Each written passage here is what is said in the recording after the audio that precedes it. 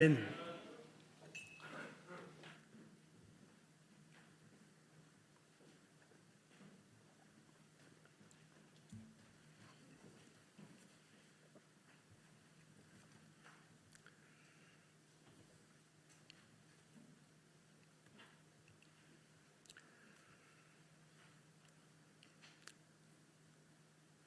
우리가 사도신경의 신앙 고백의 내용을 또 전반적으로 하나하나 살펴가는 가운데 있습니다. 다시 한번 이러한 부분들은 우리가 믿음의 길을 걸어가며 확실히 할 필요가 있죠. 여러분, 우리 신자들의 삶의 표준은 십계명이죠. 우리들의 기도의 표준은 주기도문입니다. 우리의 믿음의 표준은 이게 뭐죠? 이게 사도신경이죠. 그래서 이 종교개혁 때부터 이 부분을 확실하게 교육을 하기 시작하였고, 또 아니 사실은 주의 몸된 교회가 진행되어 오면서 이 부분은 우리 신자들이 믿음의 길을 걸어간다고 할 때 분명하게 알고 있어야 하는 부분이 바로 이 세 영역들입니다. 십계명과 또 하나가 뭐요?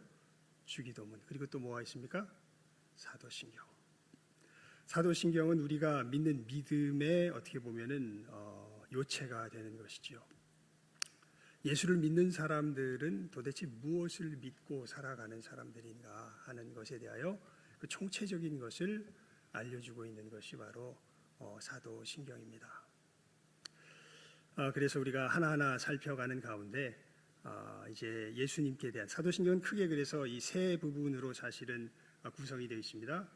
성부 하나님께 대한 신뢰, 그 믿음과 성자 예수님께 대한 또 믿음과 성령 하나님께 대한 믿음, 이 크게 세 개의 부분으로 이렇게 되어 있죠. 여러분 한번 외워볼까요? 시작. 전능하사 천지를 만드신 하나님 아버지를 내가 믿사오며. 이게 이제 성부 하나님께 대한 신앙 고백이죠. 그 다음이 그 외아들 우리 주 예수 그리스도를 믿사오니 이는 성령으로 잉태하사 동정녀 마리아에게 나시고 본디오 빌라도에게 고난을 받으사 십자가에 못 박혀 죽으시고 장사한 지 사흘 만에 죽은 자 가운데서 다시 살아나시며 하늘에 오르사 전능하신 하나님 우편에 앉아 계시다가 저리로서 산자와 죽은 자를 심판하러 오시리라. 여기까지가 누구에 대한 신앙 고백입니까? 성자 예수님께 대한 신앙 고백이죠. 그 다음에 어떻게 됩니까? 성령을 믿사오며 거룩한 공회와 성도가 서로 교통하는 것과 죄를 사하여 주시는 것과 몸이 다시 사는 것과 영원히 하나 빼먹었나요? 갑자기 제가 또 거기가 저도 이렇게 하니까 영원히 사는 것 잠깐만요. 다시 갑자기 죄를 사하여 주시는 것과 몸이 맞네요. 몸이 다시 사는 것과 영원히 사는 것을 믿사옵나이다. 이것이 성령 하나님께 대한 신앙 고백 속에 이제 여러 가지 우리 교회와 이런 것들이 포함되어서 고백하는 우리 사도신경의 내용입니다. 그러니까 이 예수 믿는 사람들은 이 분명한 자기 자신이 누구인가에 대해서 자기의 신앙을 고백할 줄 알았던 사람들이 예수 믿는 사람들입니다. 여러분, 근데 최초의 사도신경과 같은 신앙 고백은요, 누가 제일 처음 했냐면 사도 베드로가 했습니다. 언제 했냐면 예수님께서 가이사랴 빌립보에서 제자들에게 물어보세요. 사람들이 나를 누구라 그러디? 그러니까 제자들이 이야기합니다. 어떤 사람은 선지자요, 어떤 사람은 엘리야요, 여러 이야기들을 예수님께 쭉 이야기를 합니다. 그러니까 예수님께서 묻습니다. 그러면 너희는 나를 누구라 그러냐? 그때 베드로가 대답하죠. 주는 그리스도십니다. 이것이 마태복음에 기록된 것과 이제 마가복음에 기록된 것이 조금 다르게 기록되어 있습니다. 마태복음 되게 멋진 표현으로 기록되어 있어요. 주는 그리스도시요 살아계신 하나님의 아들이시니다. 이렇게 멋진 표현으로 기록이 되어 있는데 마가복음에는 굉장히 투박하지만 아주 핵심적으로 기록이 되어 있습니다. 주는 누구십니다?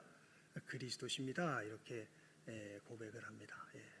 그러니까 예수님께서 뭐라고 말씀하십니까? 바요나 시몬아, 내가 복이 있도다. 내가 이 반석 위에 내 교회를 세울 터인데 음부의 권세가 이기지 못하리라. 이렇게 이제 예수님께서 베드로를 축복하시죠. 그러니까 최초의 신앙 고백은 사실 우리가 이 사도신경으로 고백하는 이 신앙 고백의 최초 원본이 누가 한 거라고요? 사도 베드로가 한 거라고요. 그리고 그 고백의 내용은 다른 것이 아니라 어떻게 보면 성부 하나님, 성령 하나님 이런 모든 내용들에 대한 것이라기보다는 그냥 딱 한 표현으로 되어 있습니다. 주는 뭐다? 그리스도십니다 라고 고백한 것이 바로 최초의 신앙 고백입니다. 그리고 그 고백 위에 예수님께서 뭘 하세요? 축복하세요.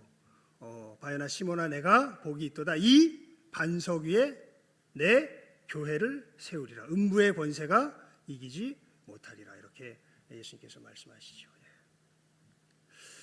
여러분 그러면 그런 점에서 우리가 이제 사도신경의 내용을 하나하나 우리가 자세하게 살피는 가운데 이제 예수님께 대한 이 신앙 고백의 내용을 우리가 살필 때에 이 전체적인 맥락을 우리가 다시 한번 살피고 가는 것이 필요하리라 생각이 됩니다. 주는 그리스도시다라고 신앙 고백하는 그 신앙 고백, 그렇게 고백해야 할 이유가 무엇 때문인가 하는 것이죠. 여러분 그러기 위해서는 우리가 예수님께서 어떤 그리스도신가라는 것을 다시 한번 분명하게 알고 있어야 합니다.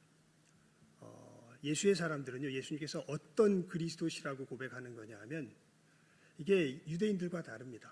유대인들은 어떤 그리스도를 원했냐 하면 정치적인 그리스도를 원했습니다. 한마디로 이야기하면.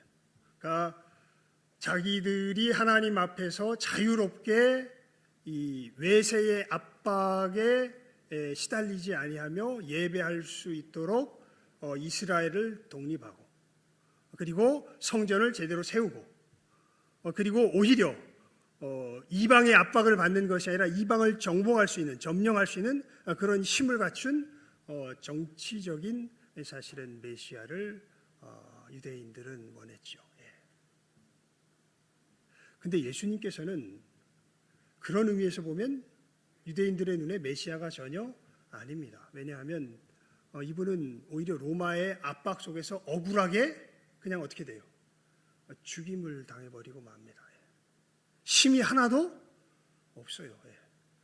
저 외세를 물리쳐야 되는데 물리치기는커녕 참 희한한 재판 속에서 예수님이 죽으시죠.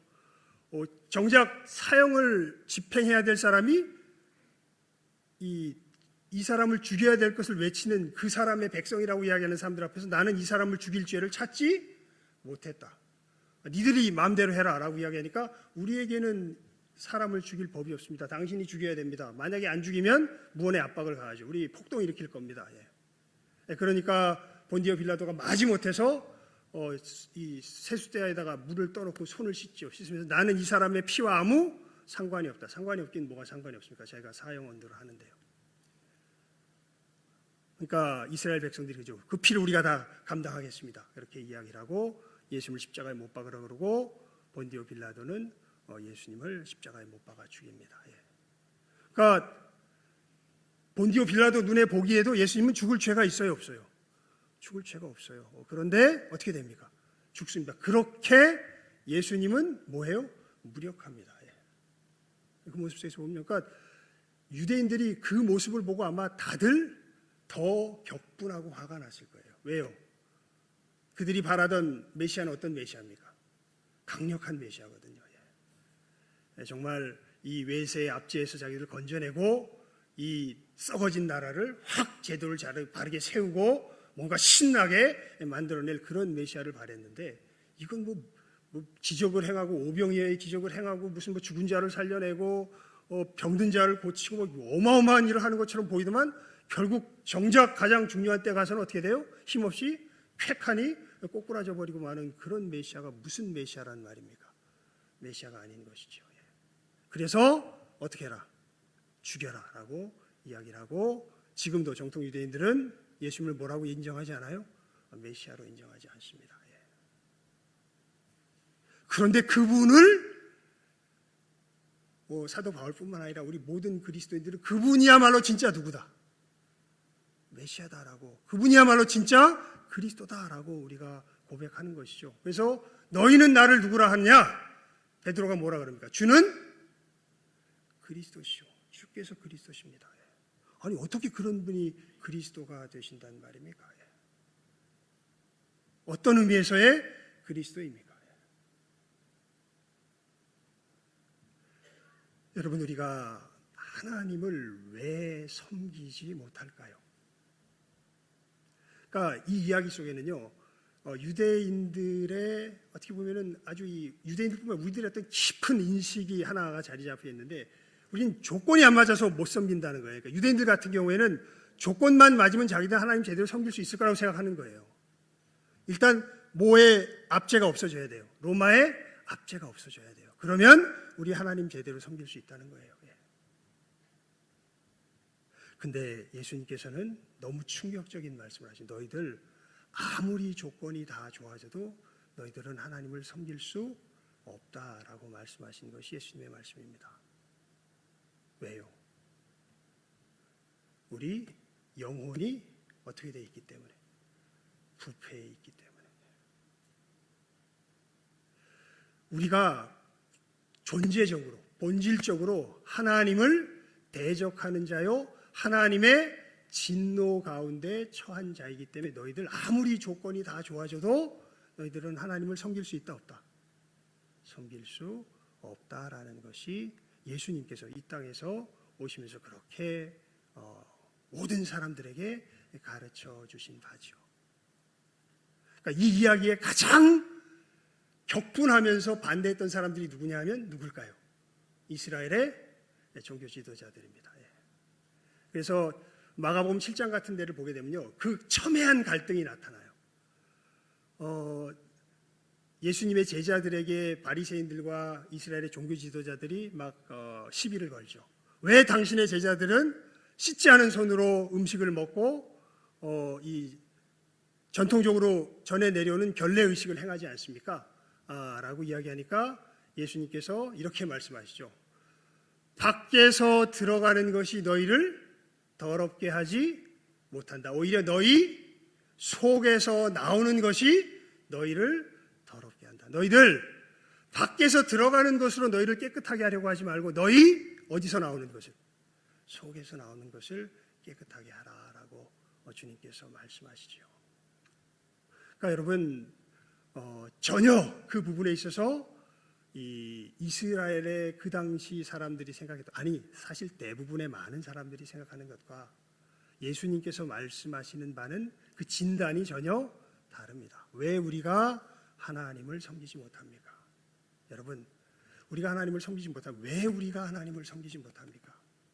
조건이 안 맞아서 그렇습니까? 내가 부패해서 그렇습니까? 예수님의 그리스도 되심은요, 다른 것이 아닙니다. 우리 자주 보던 말씀이죠. 그냥 펴서 봅시다. 히브리서 9장 14절 말씀 함께 볼까요? 히브리서 9장 14절 말씀입니다. 우리 함께 읽어봅시다. 히브리서 9장 14절 말씀. 시작하면 함께 읽습니다.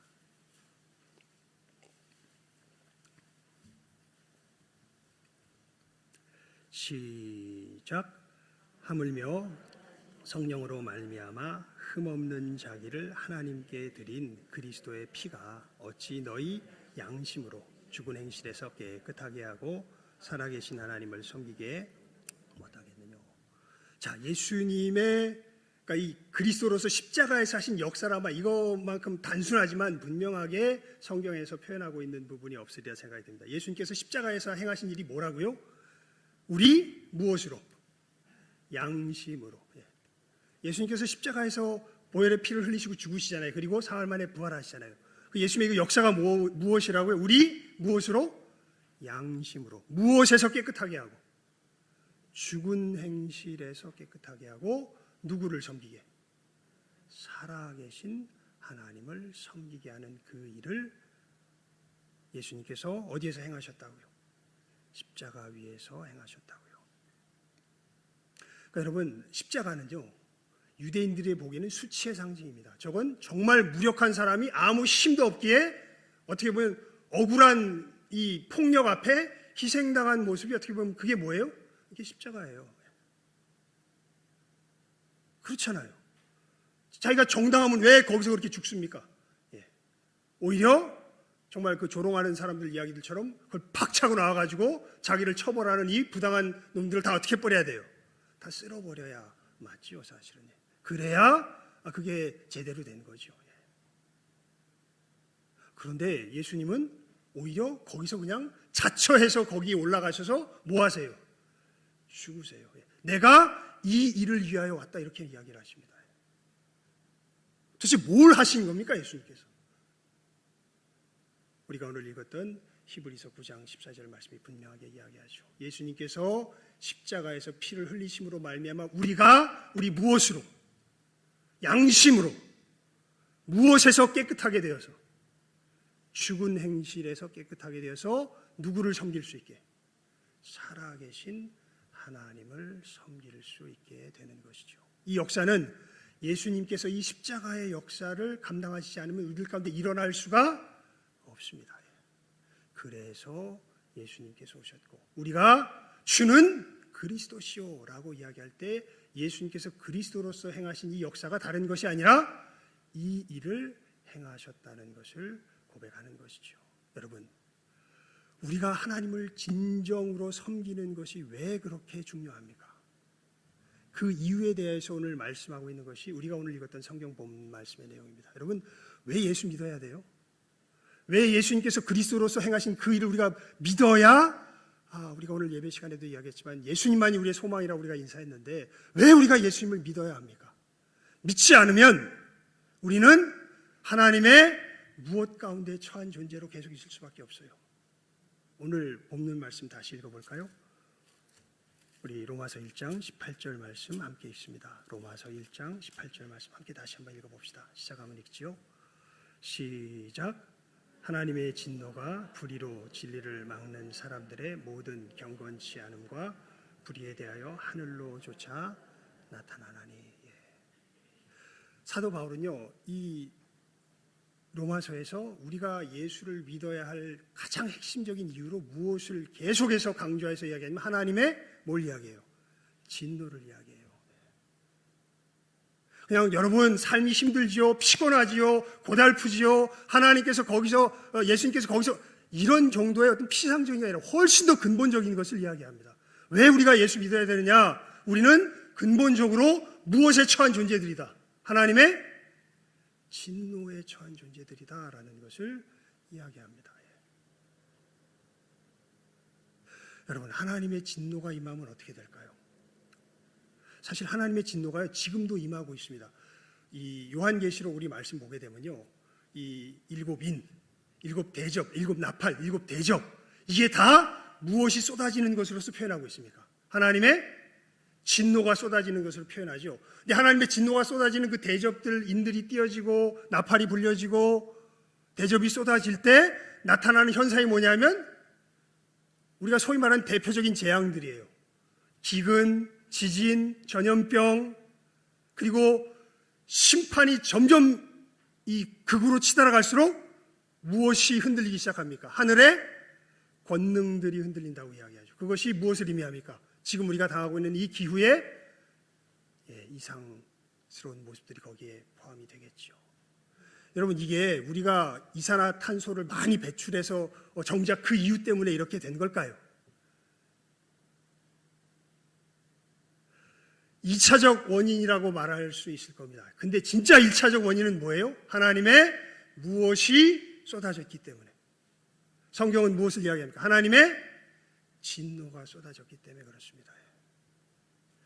여러분, 노아의 홍수가 하나님의 무엇이라고 성경은 이야기합니까?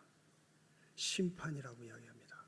하나님이 보다 못해서 이제 더 이상 내 영이 이들과 함께 할 수 없으니 이들을 심판하리라고 하나님께서 이 세상을 심판할 때 이 땅에 무엇이 쏟아집니까? 홍수가 쏟아져서 모두가 다 어떻게 돼요? 멸망하죠.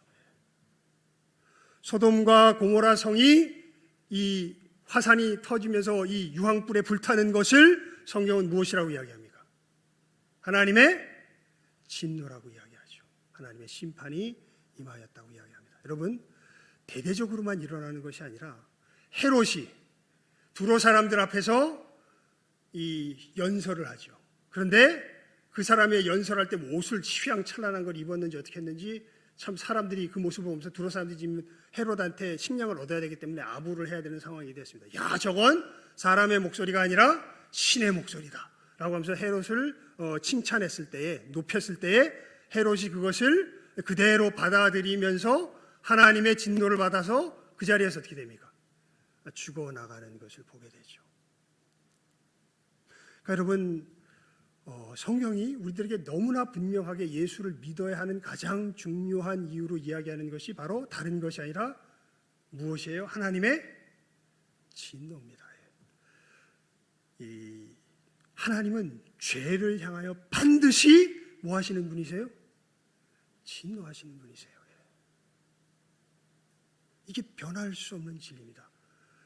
그래서 우리가 이 죄에서 벗어나야 되는데, 그래야 어디서 벗어나게 돼요? 하나님의 진노에서 벗어나게 되는데, 여러분, 우리가 우리 죄에서 벗어날 수가 없습니다. 왜냐하면요, 죄의 본질이 뭐냐면, 오늘 1장 18절 말씀은요, 짧은 말씀이지만 정말 어떻게 보면은 우리가 예수 믿어야 될 모든 이유를 다 말하고 있어요. 짧은 말씀이지만 우리 다시 한번 읽어볼까요? 시작 한번 읽습니다. 시작. 하나님의 진노가 불의로 진리를 막는 사람들의 모든 경건치 않음과 불의에 대하여 하늘로조차 나타나나니.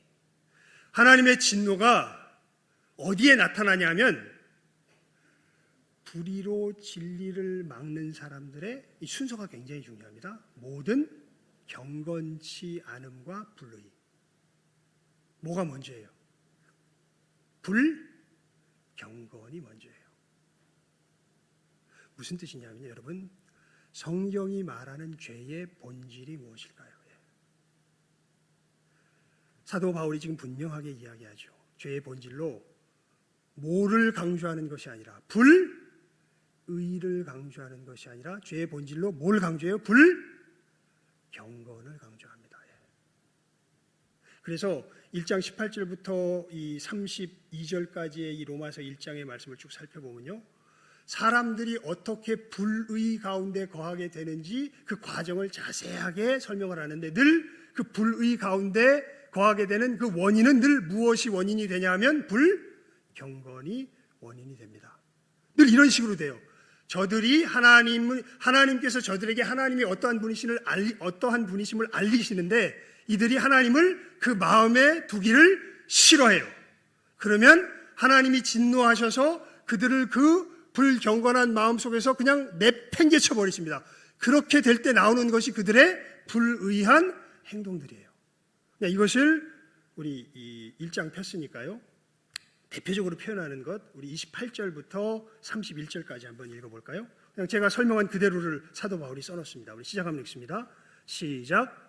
또한 저희가 마음에 하나님 두기를 싫어하며 하나님께서 저희를 그 상실한 마음대로 내어버려 두사 합당치 못한 일을 하게 하셨으니 곧 모든 불의, 추악, 탐욕, 악의가 가득한 자요, 시기, 살인, 분쟁, 사기, 악독이 가득한 자요, 수근수근하는 자요, 비방하는 자요, 하나님의 미워하시는 자요, 능욕하는 자요, 교만한 자요, 자랑하는 자요, 악을 도모하는 자요, 부모를 거역하는 자요, 우매한 자요, 배약하는 자요, 무정한 자요, 무자비한 자라. 자, 보십시오. 사도 바울이 어떻게 우리가 불의 가운데 거하게 되는 것을 설명하는지요. 먼저 이 불의 가운데 거하는 사람들이 먼저 마음에 누굴 두길 싫어해요? 하나님을 두길 싫어해요. 그러면 하나님께서 보다 하나님의 어떤 심판의 때가 있어요. 이게 진노가 쏟아지는 때죠. 하나님께서 그에게 그 하나님 두기 싫어하는 마음에 진노하시면서 심판하세요. 그때 그 심판이 무엇이냐면 그 상실한 마음대로 뭐 하는 거예요? 내어 버려두는 거예요. 그렇게 하나님께서 확 상실한 마음대로 내어 버려두기 시작하면 그때부터 이 사람에겐 무슨 일이 나타나기 시작하냐면 이제 29절과 같은 일들이 나타나기 시작합니다. 불의, 추악, 탐욕. 여러분 혹시 여러분의 마음속에 탐욕이 여러분들을 막 확 휘어잡을 때가 있나요? 그러면 분명히 아셔야 돼요. 내가 이미 전에 누구를 버렸다, 마음으로. 하나님을 버렸다. 여러분 마음속에 여러분들도 주체할 수 없는 악의가 막 올라오는 것을 느낄 때가 있습니까? 그러면 여러분 분명히 아셔야 돼요. 내가 이미 전에 누구를 버렸다? 하나님을 버렸다. 내 마음속에 정말 누구를 죽이고 싶은 마음이 막 올라오는 때가 있습니까? 그러면 분명히 아셔야 돼요. 난 이미 전에 누구를 버렸다? 하나님을 마음으로 버렸다. 내 속에서 나도 모르게 사기를 치고 있는 내 모습이 보입니까? 그럼 이미 나는 예전에 누구를 버렸다? 하나님을 버렸다. 다 마찬가지죠. 그러니까 여러분, 사도 바울이 이것을 우리들에게 너무나 선명하게 설명해 주고 있습니다. 하나님께 사도 바울을 통해서. 여러분, 진짜 중요한 문제는요, 어떤 나타난 행동보단 행동 이전에 우리가 누구를 버리는 우리예요. 하나님을 마음으로 버리는 우리가 정말 큰 문제인 거예요. 우리가 언제 이렇게 하나님을 버렸습니까? 이게 정말 신비하죠. 우리 로마서니까요. 5장을 한번 펴보시기 바랍니다. 로마서 5장입니다. 로마서 5장 12절 말씀입니다. 로마서 5장 12절 말씀. 우리 함께 읽어봅시다. 로마서 5장 12절 말씀입니다. 우리 시작하면 읽지요. 시작. 이러므로 한 사람으로 말미암아 죄가 세상에 들어오고 죄로 말미암아 사망이 왔나니 이와 같이 모든 사람이 죄를 지었으므로 사망이 모든 사람에게 이르렀느니라. 참 신기한 말을 합니다. 한 사람으로 말미암아 죄가 어떻게 됐다고요? 세상에 들어왔다고요. 그리고 이렇게 이 한 사람이 죄를 지을 때 모든 사람이 뭐 했다고요? 죄를 지었다고요. 이게 도대체 뭘까요? 아담이 선악과를 따먹는 사건이죠. 여러분, 아담이 선악과를 따먹을 때 성경은 놀랍게 그 상황을 우리들에게 사도 바울이 이렇게 얘기를 해요. 그때 우리가 사실은 아담과 함께 모두가 다 뭐였다? 범죄하였다. 그래서 우리 믿음의 선배들이 이것을 이렇게 구별해서 표현을 해주죠. 이것은 뭐다? 원죄다. 원죄다 이것이. 원죄가 뭐냐? 아담이 선악과를 따먹은 것이 원죄인데 그때 우리는 그건 아담이 지은 죄고 내가 안 지은 죄가 아니에요. 오늘 말씀이 5장 12절 말씀이에요. 그때 우리는 아담과 함께 다 뭐 한 거예요? 그 죄에 참여한 거예요.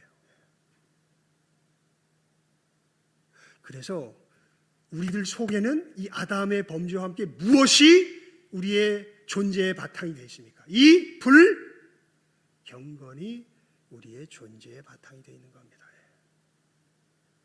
그래서 이게 해결이 안 되면 우리는 늘 하나님의 무엇 가운데 처할 수밖에 없는 거예요. 진노 가운데밖에 처할 수 없는 거예요. 그리고 이 문제를 해결해 주신 분이 누구시라고? 예수님이시라고. 이 문제를 해결해 주신 분이 누구시라고? 그리스도시라고. 그래서 아까 우리가 읽었던 히브리서 9장 14절 말씀이 있는 것이죠. 우리의 힘으로는요, 예수를 설령 믿는다 할지라도 여러분, 내 힘으로는요, 우리는 이 썩어질 행실에서 벗어날 수 있을까요? 없을까요? 없습니다. 그건 제가 경험해 봐서 알아요. 멀리 갈 것도 없이요, 제가 경험해 봐서 압니다. 누구나 다 마찬가지입니다. 정말 예수 그리스도의 보혈이 내 마음을 씻기실 때라야 내 양심으로, 내 마음으로 누구를 섬길 수 있게 돼요? 살아계신 하나님을 섬길 수 있게 돼요. 정말 예수님의 보혈의 은혜가 내 마음을 씻겨야 죄송합니다. 우리 한 군데만 성경도 봅시다. 요한일서 4장. 요한일서 4장입니다. 요한일서 4장. 요한일서 4장. 요한일서 4장입니다. 우리 19절에서 20절, 21절까지 우리 함께 읽어봅시다. 요한일서 4장 19절에서 21절까지 말씀입니다. 우리 시작하면 읽읍시다. 시작하면 읽습니다. 시작. 우리가 사랑함은 그가 먼저 우리를 사랑하셨습니다. 누구든지 하나님을 사랑하노라 하고 그 형제를 미워하면 이는 거짓말하는 자니 보는 바 그 형제를 사랑치 아니하는 자가 보지 못하는 바 하나님을 사랑할 수가 없느니라. 우리가 이 계명을 주께 받았나니 하나님을 사랑하는 자는 또한 그 형제를 사랑할지니라. 아멘. 그러니까 여러분, 정말 우리가 이웃을 사랑하려면요, 우리 속에 누구에 대한 사랑이 먼저 확인이 돼야 되냐면 하나님께 대한 사랑이 확인이 돼야 돼요. 정말 하나님을 사랑하면 누구를 사랑하지 않을 수 없어요. 이웃을 사랑하지 않을 수 없습니다. 이것이 아까도 말씀드렸지만 어디 속에서 뽑아져 나오지가 않아요. 내 속에서 뽑아져 나오지 않아요. 이것은 정말 누가 우리의 마음을 씻기실 때에, 예수께서 우리의 마음을 씻기실 때에 이 역사가 일어나게 되는 것이지요. 여러분, 사도 베드로가 예수님께 뭐라고 고백했다고요? 너희는 나를 누구라 하느냐? 주는 누구십니다? 그리스도십니다. 어떤 의미에서의 그리스도십니까? 우리를 이 불경건과 불의의 죄에서 건지는 의미에서의 뭐에서요? 그리스도가 바로 사도 베드로가 고백한 주는 그리스도시요 살아계신 하나님의 아들이시니다라는 고백의 내용이고요. 여러분, 예수를 믿는다는 것은 무엇을 믿는다는 것입니까? 이렇게 예수님께서 정말 하나님을 마음에 둘 수 없고, 그렇기 때문에 사실은 내 이웃에게 파멸을 가져올 수밖에 없는 것이 누구였는데?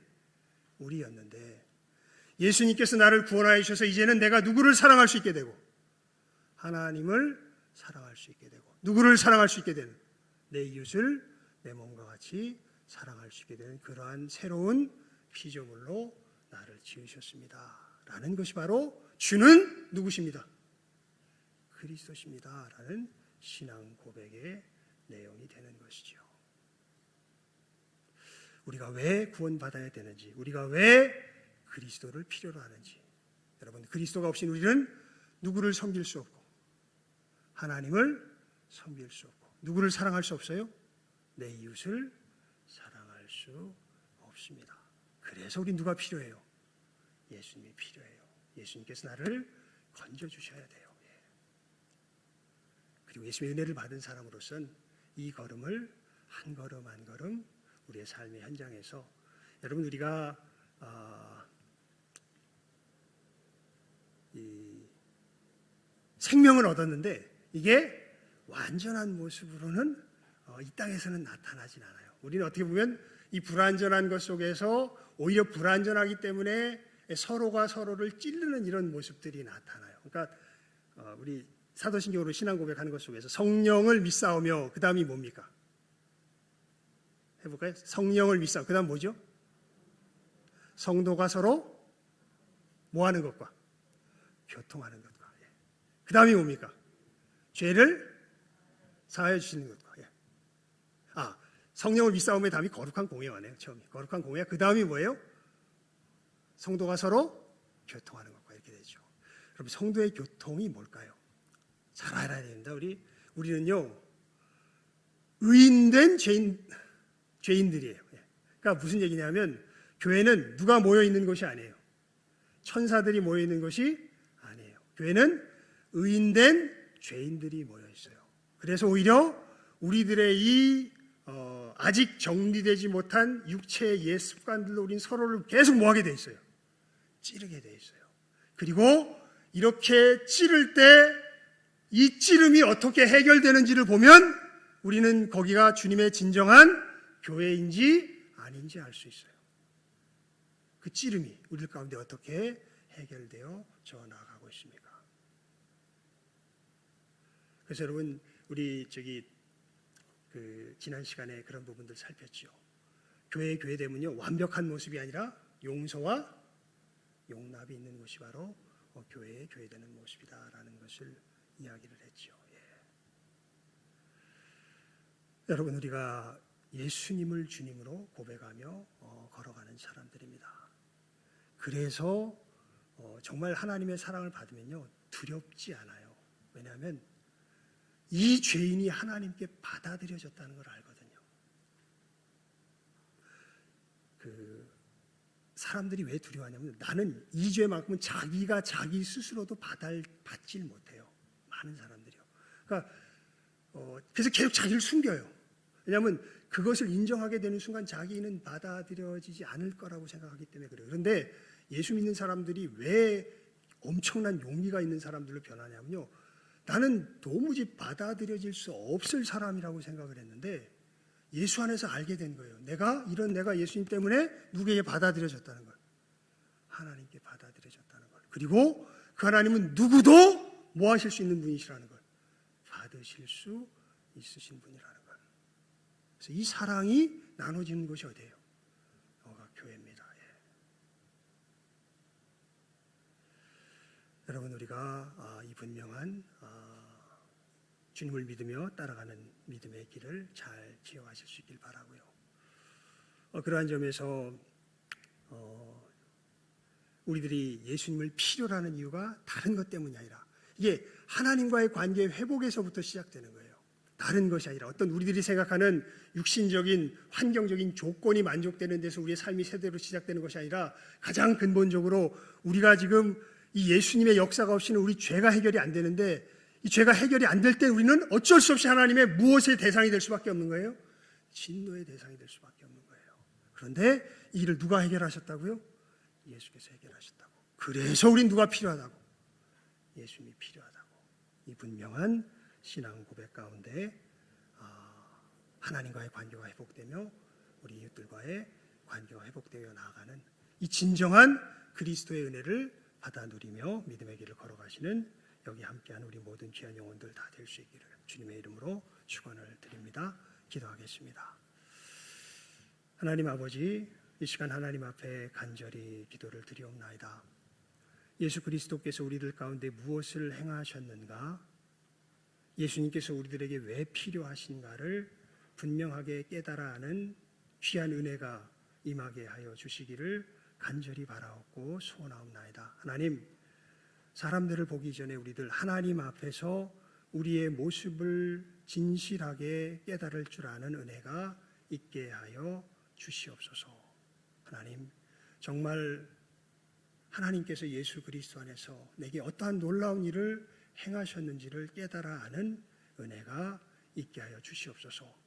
그리하여서 이제는 하나님이 나에게 진노하시는 하나님이 아니라 이제는 하나님이 나의 아버지가 되신 나를 받으신 하나님이심을 깨달아 하는 놀라운 은혜가 있게 하여 주시고 그 은혜 가운데 이제는 사랑할 수 없었던 내 주변의 사람들, 내 이웃들을 하나님께서 나를 사랑하신 것처럼 나도 그들을 사랑하며 나아가는 진정한 영생의 삶을 우리 주 예수 그리스도의 이 십자가의 권능 아래서 하나하나 누리며 참으로 나누며 주님 오실 그날을 준비하며 살아갈 줄 아는 이 시간 함께하는 우리 모든 귀한 영혼들 다 되게 하여 주시기를 간절히 바라옵고 소원하며 모든 것 예수님의 이름으로 기도드리옵나이다.